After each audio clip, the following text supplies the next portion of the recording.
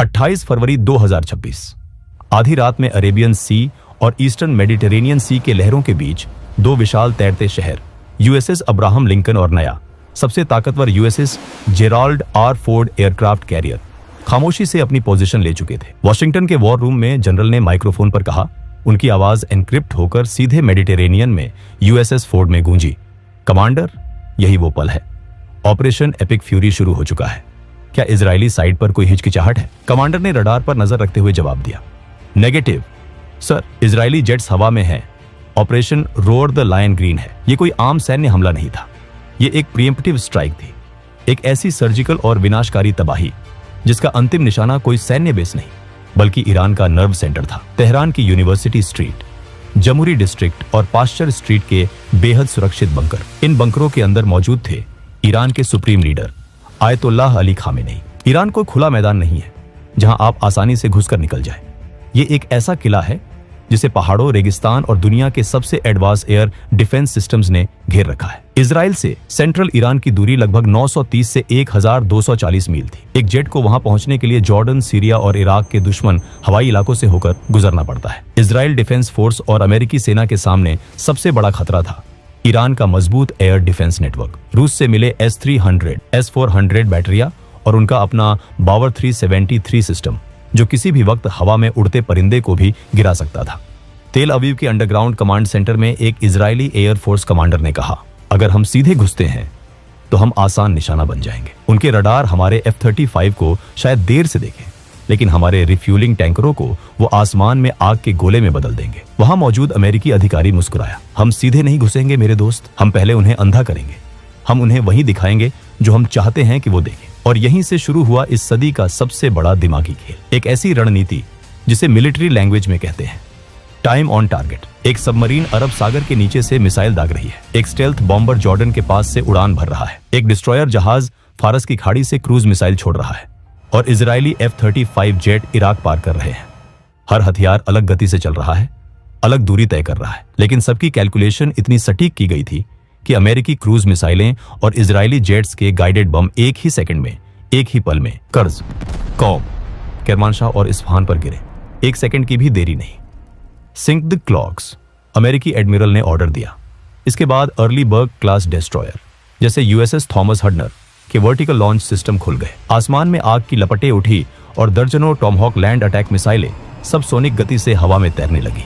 ये मिसाइलें जमीन से इतनी सटकर उड़ रही थीं कि रडार के होराइजन के नीचे ही छुपी रही। जैसे ही मिसाइलें और जेट्स सीमा के करीब पहुंचे, तेहरान के एक अंडरग्राउंड रडार इंस्टॉलेशन में एक ईरानी ऑपरेटर की आंखें फटी की फटी रह गई। उसकी स्क्रीन पर अचानक एक या दो नहीं बल्कि सैकड़ों डॉट्स चमकने लगे। कमांडर सर, ऑपरेटर चिल्लाया। उसके माथे पर पसीना आ गया था। अनआइडेंटिफाइड टारगेट्स, 100 से ज्यादा जेट्स सीधे तेहरान की तरफ आ रहे हैं। कमांडर ने स्क्रीन की तरफ देखा।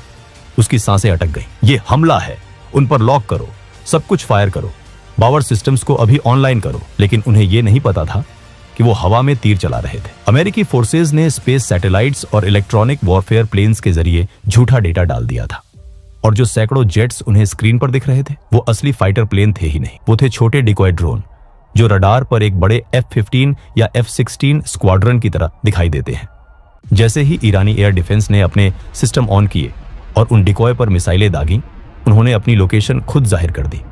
शिकारी अब शिकार बन चुका था। आसमान से 5th जनरेशन के स्टेल्थ फाइटर्स, अमेरिकी और इजरायली F-35 और F-22 रैप्टर जो अब तक बिल्कुल अदृश्य थे, उन्होंने अपने एंटी रेडिएशन मिसाइलें दाग दी।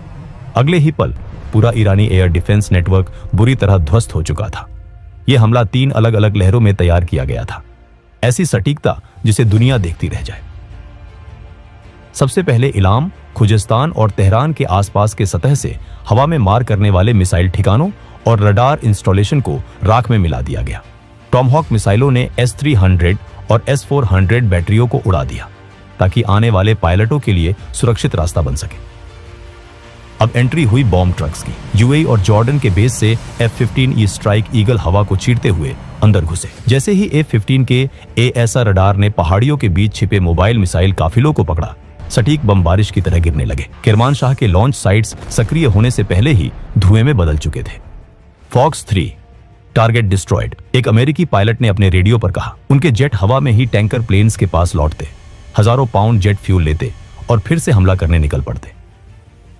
अब वक्त था सबसे खतरनाक हथियार का। अमेरिकी एयरफोर्स के silver bullets B-2 spirit stealth bombers. इनका निशाना थे डीप अंडरग्राउंड न्यूक्लियर फैसिलिटीज और high value military industries. Isfahan, जो ईरान के न्यूक्लियर और ड्रोन प्रोग्राम का मुख्य केंद्र था, और कर्ज के इंडस्ट्रियल और एरोस्पेस हब के टुकड़े टुकड़े हो गए। B-2 बॉम्बर्स ने अपने भारी बम गिराकर उन अंडरग्राउंड बंकरों को भी हिला दिया, जिन्हें दुनिया के सबसे सुरक्षित इलाके माना जाता था। और इस सब के बीच अरब सागर से हर 30 सेकंड में एक नया जेट लॉन्च हो रहा था। E-2 हॉकाई हवा में घूमकर इन सैकड़ों जेट्स का ट्रैफिक संभाल रहे थे। आसमान राख से भरा था। तेहरान और इस्फहान की सड़कों पर सिर्फ सायरनों की आवाजें गूंज रही थी। USS फोर्ड पर खड़े कमांडर को एक संदेश मिला। पास्चर स्ट्रीट कंपाउंड पूरी तरह तबाह, target is neutralised. Command centre में खुशी की लहर दौड़ गई। उन्होंने वो कर दिखाया था जिसे नामुमकिन माना जाता था। लेकिन इसका सबसे बड़ा और ऑफिशियल कॉन्फर्मेशन एक मार्च की सुबह मिली। ईरानी सरकारी टीवी का नॉर्मल ब्रॉडकास्ट अचानक रुक गया। स्क्रीन पर कुरान की आयतें चलने लगी और एक न्यूज एंकर, जिसके चेहरे पर गहरा दुख था, उसने वो खबर सुनाई जिसने पूरी दुनिया को हिला दिया। ईरान के सुप्रीम लीडर शहीद हो चुके हैं। खबर पक्की थी। 86 वर्षीय आयतुल्लाह अली खामेनेई, जिन्होंने लगभग 37 साल तक ईरान पर सख्त पकड़ के साथ शासन किया था, वो अपने ऑफिस कंपाउंड में मारे गए थे। खामेनेई की मौत की पुष्टि होते ही ईरान ने बदले की आग में अपने सबसे भयानक हथियार निकाल लिए। ईरान के पास हथियारों की कोई कमी नहीं थी। उनका एयर डिफेंस जरूर टूट चुका था, लेकिन उनके हजारों ड्रोन और लंबी दूरी की बैलिस्टिक मिसाइलें अब भी मौजूद थी। ऑपरेशन ट्रूथफुल प्रॉमिस 4 शुरू कर दिया गया। पूरा मिडिल ईस्ट एक खुला युद्ध क्षेत्र बन चुका था। ईरान की बैलिस्टिक मिसाइलों ने सिर्फ इजराइल को नहीं, बल्कि अमेरिका के रीजनल एलाइज को भी निशाना बनाया। UAE के अल धफ्रा एयरबेस पर मिसाइलें गिरी। बहरीन में मौजूद अमेरिकी नौसेना के हेडक्वार्टर को सीधे निशाना बनाया गया। कतर और कुवैत के आसमान में आग के गोले फट रहे थे और वहां के एयरस्पेसेस पूरी तरह बंद कर दिए गए। इजराइल की तरफ देखें तो हालात और भी गंभीर थे। टेल अवीव और यरूशलेम के ऊपर सायरन बज रहे थे। आयरन डोम, डेविड्स स्लिंग और एरो 3 सिस्टम लगातार आसमान में मिसाइलें दाग रहे थे। इजराइल के प्रधानमंत्री बेंजामिन नेतन्याहू लाइव आए और कहा, इजराइल के नागरिकों और दुनिया भर में हमारे दुश्मनों, आज हमने अपना वादा पूरा किया है। ऑपरेशन रोअर द लायन सिर्फ एक मिलिट्री हमला नहीं था, ये एक ऐलान था। आयतुल्लाह खामेनेई, जो पिछले कई दशकों से इजराइल को नक्शे से मिटाने की कस्में खाता था, आज उसका आतंक का साम्राज्य मिट्टी में मिल चुका है। इसके तुरंत बाद अमेरिकी राष्ट्रपति डोनाल्ड ट्रंप ने भी दुनिया को एड्रेस करते हुए कहा, मेरे प्यारे अमेरिकियों, कल रात यूनाइटेड स्टेट्स मिलिट्री ने दुनिया के number 1 state sponsor of terror को हमेशा के लिए खत्म कर दिया है। आयतुल्लाह अली खामेनेई अब जिंदा नहीं है। उसने हमारे ठिकानों पर हमले का प्लान बनाई। उसने मिडिल ईस्ट में हमारे एलाइज को धमकाया, लेकिन वो अमेरिका की बेमिसाल ताकत और हमारी सटीक खुफिया जानकारी से बच नहीं पाया। हमने उसके बंकर को एक ही झटके में राख के ढेर में बदल दिया। दोस्तों, 28 फरवरी 2026 की इस रात ने मिडिल ईस्ट की जियोपॉलिटिकल चेस बोर्ड को हमेशा के लिए बदल दिया। टाइम ऑन टारगेट की उस घातक मैथमेटिकल प्रिसीजन से लेकर डिकॉय ड्रोन के छल तक, अमेरिका और इजराइल ने अपनी मिलिट्री सुपीरियरिटी का ऐसा प्रदर्शन किया जिसे आने वाले दशकों तक सैन्य अकादमियों में पढ़ाया जाएगा। दोस्तों, वीडियो पसंद आया हो तो वीडियो को लाइक जरूर करें और ऐसे ही और वीडियोस देखने के लिए हमारे चैनल को भी सब्सक्राइब करें। तब तक के लिए जय हिंद, जय भारत।